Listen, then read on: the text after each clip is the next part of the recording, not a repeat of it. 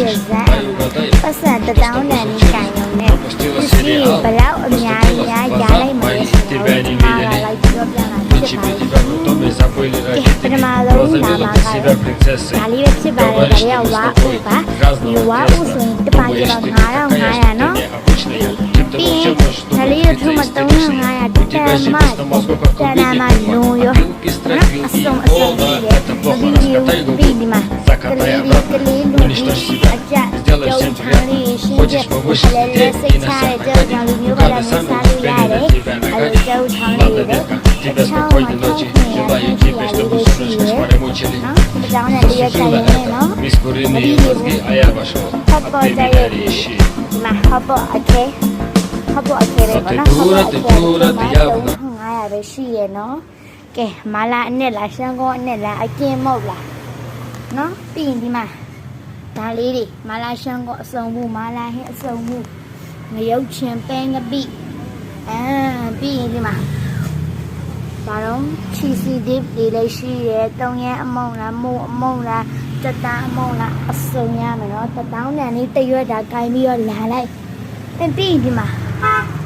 လက်ပံပွင့်ကြောကျမ်းမာရင်နဲ့ညီညွတ်တဲ့လက်ပံပွင့်ကြောတစ်ထုံးမှာပြော3000ထင်းနဲ့ဘယ်လောက်တော့တန်းလိုက်လဲဈေးပေါ်လို့ quality မကောင်းမထင်နဲ့နော်ရှယ်ကားပြီးဒီမှာတီယိုစီကြောနှန်ကကြောဘာညာတရကအစုံကြီး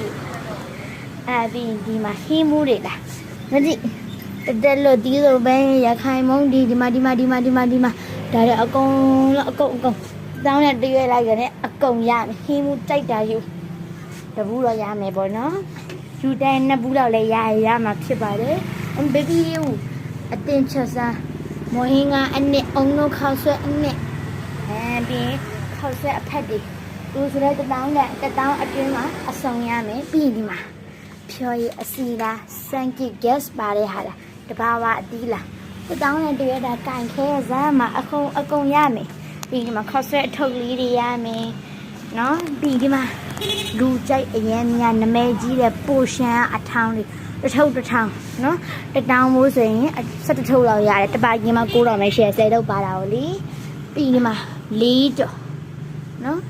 ဒီ4ကြော်ဆိုရင်ဘယ်လောက်တန်တာတစ်ထုပ်မှာဒီလိုတစ်ထုပ်မှာ1200ပဲရှိတယ်ပြီးဒီမှာမနီးရွှေ့ပြီးတာအကုန်လုံးကြိုက်တယ်ရောတတောင်းအတွင်းအစုံရစီရမယ်အမဲသားနဲ့ပတ်သက်လာတတောင်းအတွင်းအစုံရမယ်